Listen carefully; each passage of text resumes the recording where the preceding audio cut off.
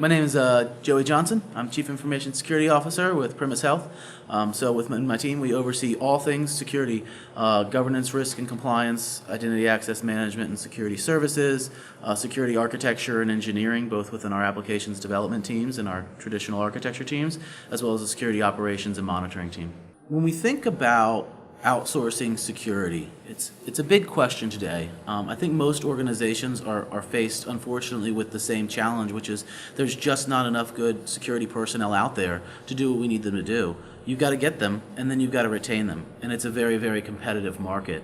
So for many organizations, it makes sense to outsource some of that to some type of an MSSP or a managed security services provider. And there's a number of groups out there, and they do what they do well. But I have found, as I've gone through my career, at different sizes of the organization with different people, my philosophy and my approach to outsourcing is not a static one. It's always changing. I mean, every time I gain or lose an employee, I have to reevaluate how much we're outsourcing and where.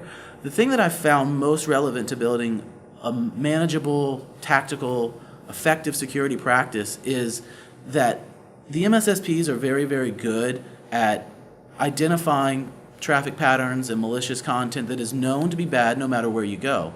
Where you lose that ability is that most organizations' crown jewels reside within their databases and their applications somewhere, and you need contextual awareness to be able to I see that and manage it and identify where problems are. So for example, I'm in healthcare.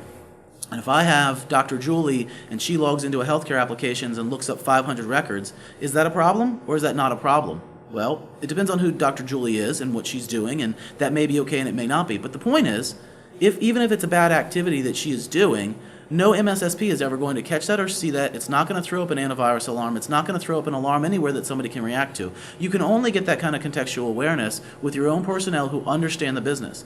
And so this drives security to being a part of the solution of the business holistically, rather than a group of folks that are just sitting around looking at alarms and trying to wait for the green light to go red. Because of this, I think it's really, really critical for organizations to look and understand that in today's world of converged mobile computing, BYOD, cloud computing, that the data is everywhere. Defense in depth has not changed. We still need it, but we need our security operations folks to not just be people that work on tools. They need to be aware of the business, what the critical assets are, and understand how to trend those critical assets and identify where problems are. And that doesn't happen overnight. It takes time, and it takes people to do it. But I certainly think that as an organization looks at what their key assets are and what really matters to them, that should be driving where they outsource and how they outsource.